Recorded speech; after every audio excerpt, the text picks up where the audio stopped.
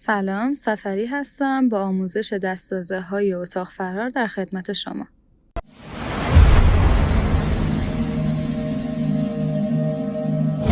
اولین موادی که می‌خوایم باهاش کار بکنیم لاتکسه.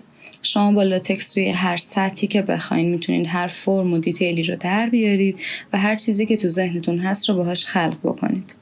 لاتکس یه مواد مایع شکلیه که از درخت چیکل استخراج میشه و با یک سری مواد دیگه از جمله آهک ترکیب میشه و این مواد مایع شکل رو برای ما قابل استفاده میکنه.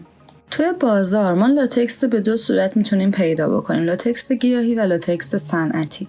لاتکس صنعتی همونطور که از اسمش مشخصه بیشتر برای کار صنعتی استفاده میشه و کاربردش کاملا با لاتکس گیاهی متفاوته. یه سری تفاوت‌ها بین لاتکس صنعتی و گیاهی هست، اما یه وجه مشترکی که بین جفتشونه بوی تند و غلیظشه.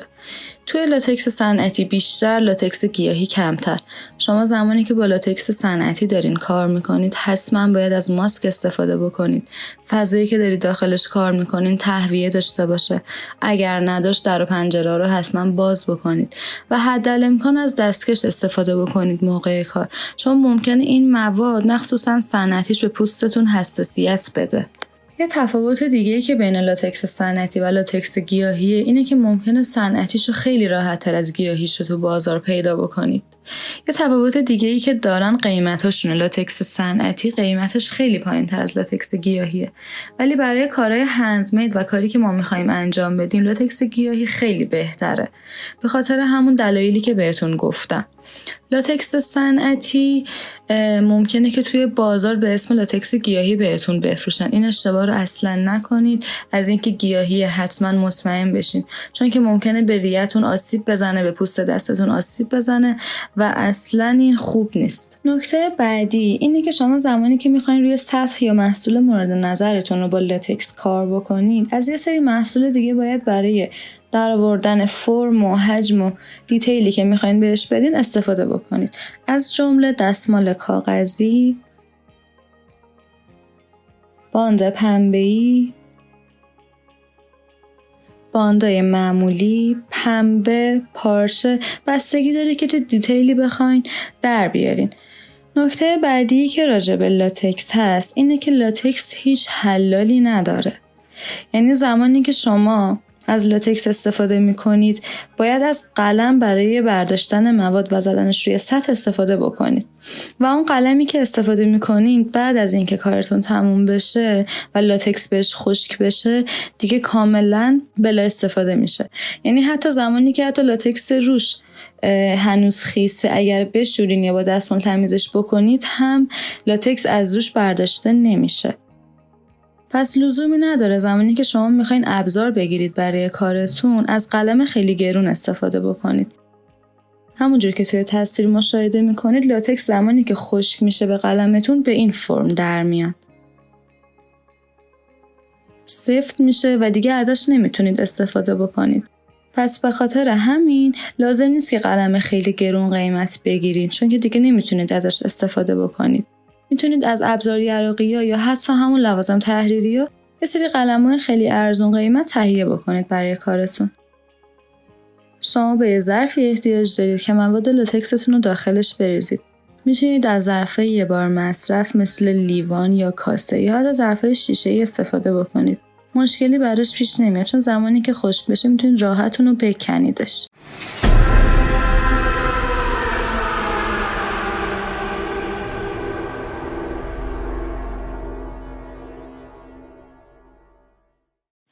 اولین آیتمی که میخوایم بسازیم و از لاتکس استفاده بکنیم ماسکه. شما زمانی که بخواین ماسک درست بکنید احتیاج به یک پایه دارید. اون پایه رو هم میتونید خودتون به روش‌های مختلف درست بکنید. حتی قالب صورت اکبرتون رو میتونید بگیرید و یا میتونید از یه سری از ماسکای آماده که توی بازار موجودن استفاده بکنید که به نظر من بهترین راهه. این ماسکا هیچ میمیک خاصی نداره، همه اعضای صورت رو تو خودش داره. تقریباً آل تایپ، یعنی به همه صورت‌ها میخوره و اینکه خیلی راحت میتونید دیتیل و حجم مورد نظرتون رو روی این ماسکا در بیارید. ابتدا کشی که به ماسکتون وصله رو باز بکنید. و آخر سر زمانی که لاتکس و رنگتون خشک بشه میتونید دوباره وصلش بکنید، چون حین کار ممکنه هم کثیف بشه همین که یه سطح صاف رو بهتون نده. وقتی که خواستین لاتکس توی ظرفتون بریزید به این نکته توجه کنید که تو مجاورت هوا زود خشک میشه و سفت میشه و اون قابلیتی که داره رو از دست میده. اگر حجم خیلی زیادی بریزید کم کم ته لیوانتون بریزید، هر وقت تموم شد دوباره شارژش بکنید. برای شروع کار اول باید یه مقدار لاتکس روی سطحی که میخواین دستمال کاغذی یا باند پنبه‌ای بچسبونید بزنید.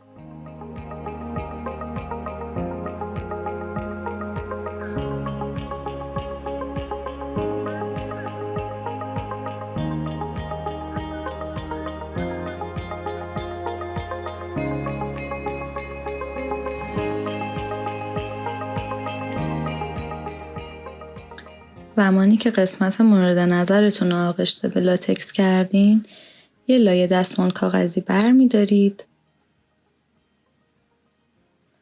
تا می کنید و روی قسمتی که لاتکس زدید می ذارید.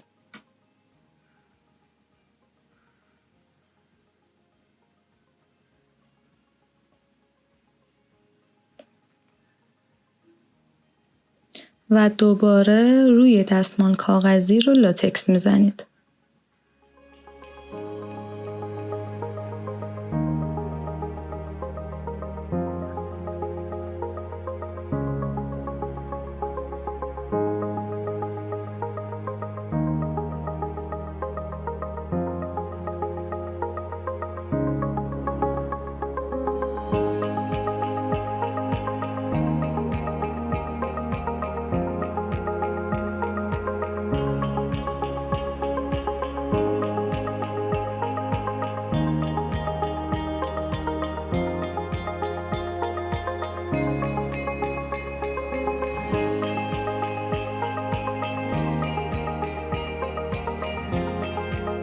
این کار رو برای کل ماسک انجام میدین و به اصطلاح یه لایه آستر و لایه اولیتون رو درست میکنید که روی اون پایه شما میان دیتیلتون رو در میارید. نکته‌ای که هست اینجا باید بهتون بگم، همین اول کار که دارید آستر کارتون رو میزنید حتما به قسمت دید اکتورتون و راه تنفسش دقت بکنید.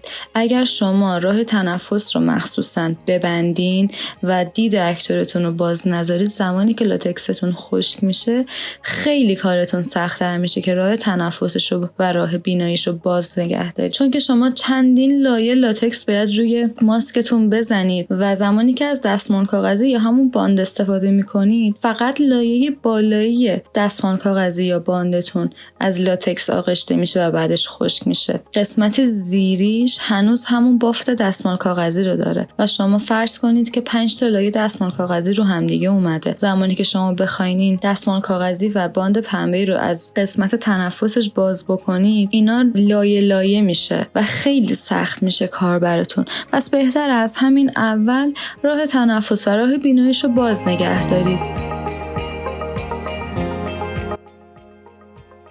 این بیس باید چند لایه بخوره که به اون سطح مورد نظرتون برسید.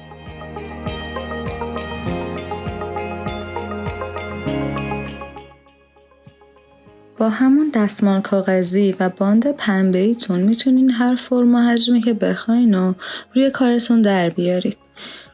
جایگذاریتون رو که کردین دوباره میاین با قلمتون لاتکس بر میدارید و روی اون سطحی که میخواین رو لاتکس میزنید. حتی با همون قلمتون هم میتونید فرم مورد نظرتون رو بهش بدین.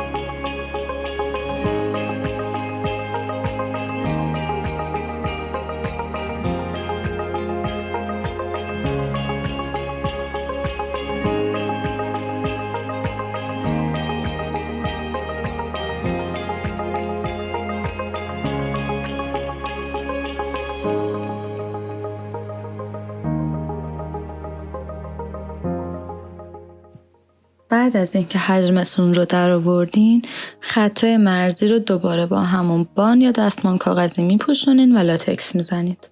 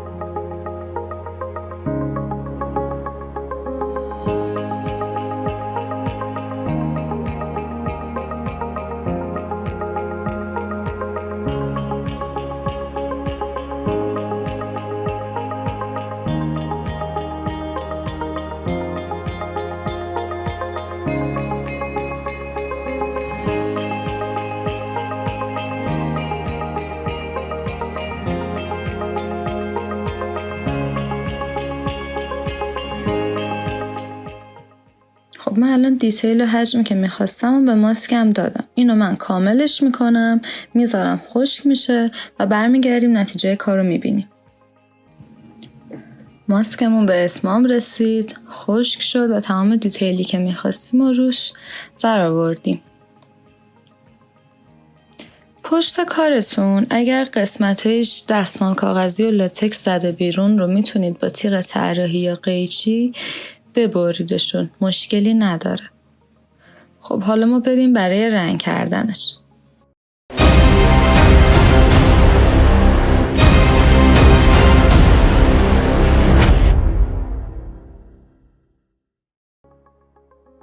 برای رنگ کردن ماسکتون میتونید از رنگ‌های اکریلیک و اسپری رنگ استفاده بکنید و بعد از اتمام کارتون که کاملا رنگتون خشک شد میتونید از اسپری‌های فیکس استفاده بکنید برای موندگاری رنگتون. ابتدا رنگ‌های مورد نظرتون رو توی حالا یا پالتتون یا لیوانه یه بار مصرفتون میریزید، ترکیب رنگی که میخواین رو در میارید و اول از همه بیسی که میخواین ماسکتون داشته باشه رو یه لایه کاملا روش میزنید. الان من میخوام بیس ماسکم قرمز باشه. با قلم سرتختم یه لایه کامل روش قرمز میزنم و میذارم خشک بشه.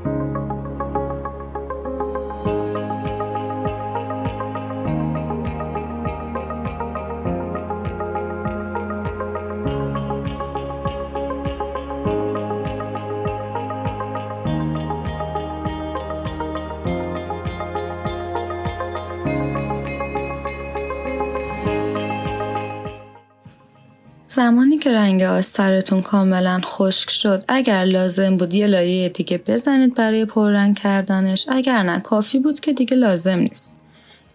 یه نکته‌ای که راجع به رنگ‌آمیزی محصولتون هست اینی که قسمت‌هایی که فرو رفتگی دارن رو برای اینکه عمق بیشتری بهشون بدیم تیره‌تر می‌کنیم و قسمت‌هایی که می‌خوایم برجسته‌تر نشونشون بدیم رو روشن‌تر می‌کنیم. الان من قسمت‌هایی که فرو رفتگی داره مثل داخل چشمش، قسمت کنار بینیش، بالای لبش و یه سری قسمت‌ها رو می‌خوام تیره بکنم. از رنگ مشکی استفاده میکنم.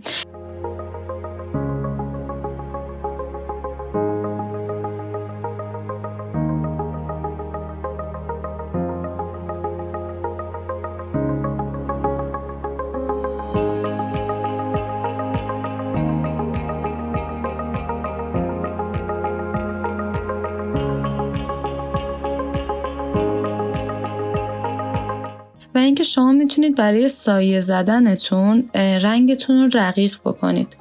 یعنی میتونید وقتی رنگتون رو روی ماسکتون زدین قلمتون رو توی آب بزنید و دیتیل و سایه‌ای که میخواین رو با رنگ مشکیتون در بیارید. شما با این کار میتونید مشکی بودن رنگتون رو کنترل بکنید.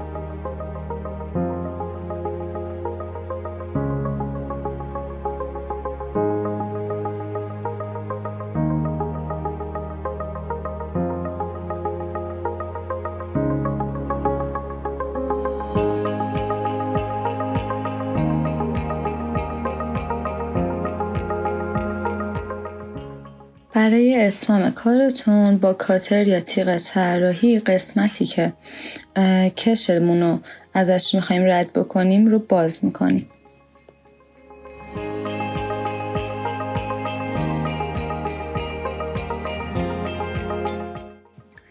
بعد از اینکه جای کشا رو برش دادین، کشتون رو دوباره به ماسکتون وصل میکنید و برای محکم کاری با چسب 1 2 3 اونو فیکسش میکنید.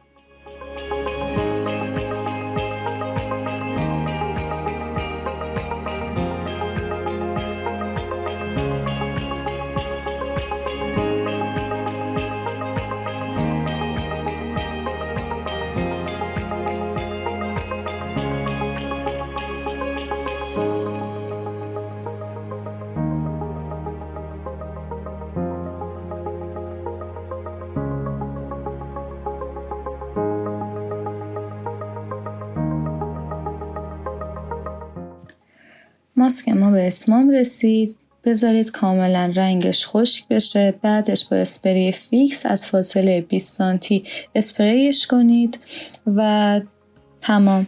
امیدوارم از این آموزش لذت برده باشین.